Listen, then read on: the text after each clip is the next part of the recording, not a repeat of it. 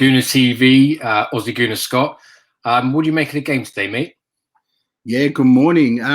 Well, you know what? It was one of them games. I don't think people went into it with high expectations.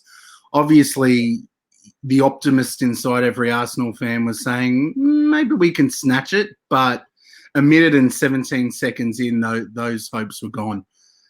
So, you know, I was stunned. I don't understand how Sterling, he's hardly Peter Crouch. I don't know how he's winning headers in between Holding, Bellerin. Yeah, it wasn't the start we wanted, was it? No, not at all. I mean, like, Arsenal have had a few slow starts before. You remember the game at Villa Park the other week where they scored in the first minute. And I think even Villa, when we played them at home, they scored a goal. But luckily for us on the home leg and the home game, it was disallowed. But we seem to start so slowly, don't we? Yeah, and the disappointing thing is we grow into the game. I mean, I wasn't disappointed with our second half today. The midfield was a little bit sloppy. We weren't getting much going in attack, but we were playing Manchester City. There's a reason they've conceded the least shots in the league. They know how to defend. They have so much respect for the ball. They're what I'm hoping we can grow into one day with the right investment. They're the benchmark in the league for a reason. Yeah, absolutely. I think Arteta's style of play is exactly the same as Guardiola. So I think that's kind of the way he wants to take the team.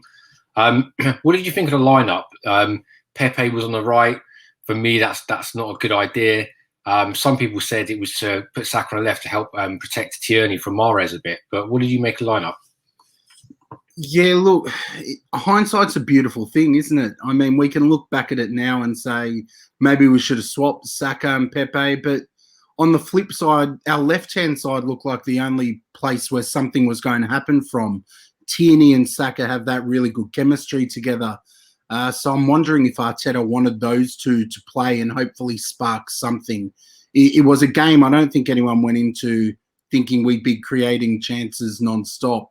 So maybe Arteta was pitting his hopes in the dynamism of that left-hand side. But Pepe had been so good off the left and Saka had been just as good on the right.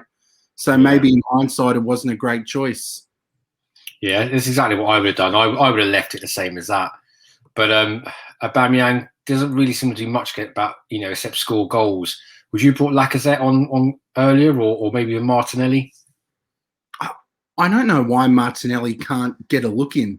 I just don't know what it is. Does Arteta not see it in him? Because he cannot get minutes. He's not getting a chance. So maybe we need to stop expecting to see him come on because Arteta obviously doesn't back him. I think he's a great player. I think he's such a talent. And I think he's got a lot to offer us, especially with our attack looking a little bit stale. So I would love to see him on, but I just don't know why he can't seem to get into the squad. Yes, it almost seems like he doesn't trust him, doesn't it? I mean, like you just said there, we're struggling for goals. We have done all season, which is really unusual for Arsenal. Yet this kid comes back from injury, gets a couple of games under his belt, and then doesn't get picked again. I just don't understand it. You can't get your head around it, can you? It's just...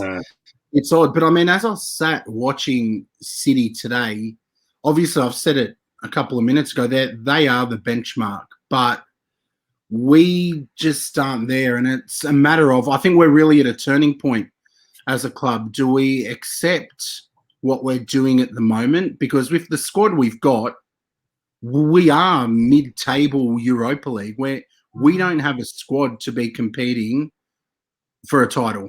And I really think the club need to move forward and invest.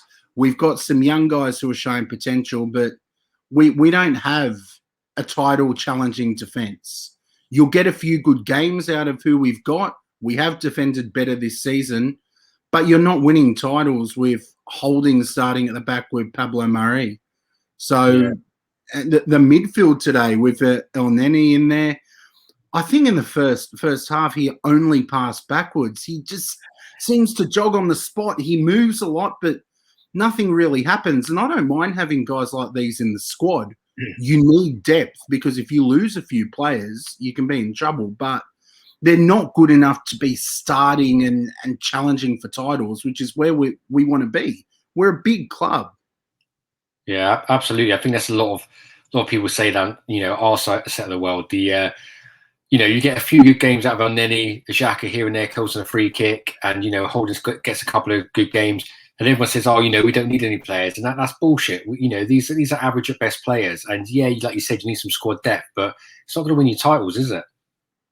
No, and I mean, like I said to you, I'm happy with a guy like Elneny for depth, but he shouldn't even be the first man to come in. He should be a couple of players back.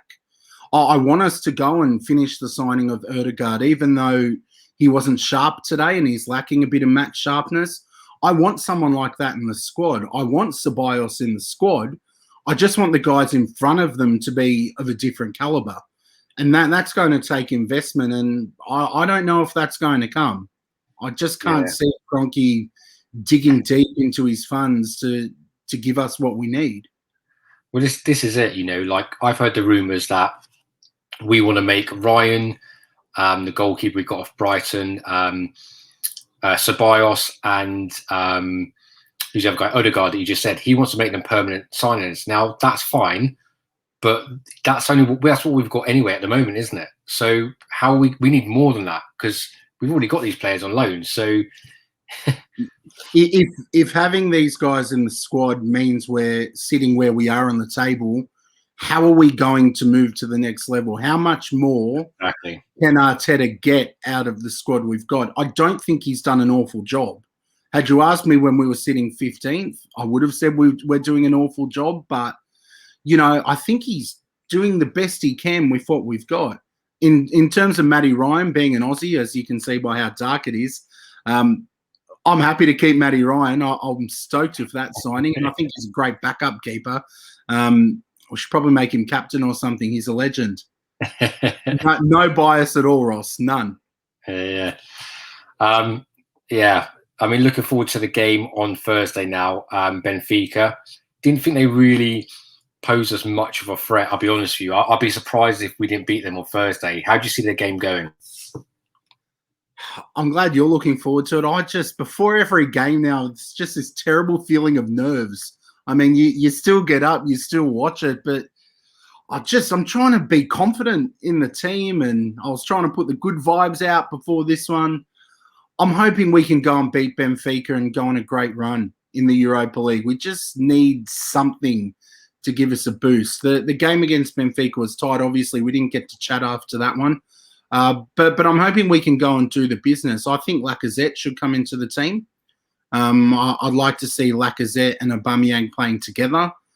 But at the same time, we seem to keep changing the squad so much that it's hard for the players to have that synergy and to work together when it keeps changing every week. Yeah, no, absolutely. I think that's the thing. I think we need to gel, and some of the attack needs to click, and it hasn't done so far.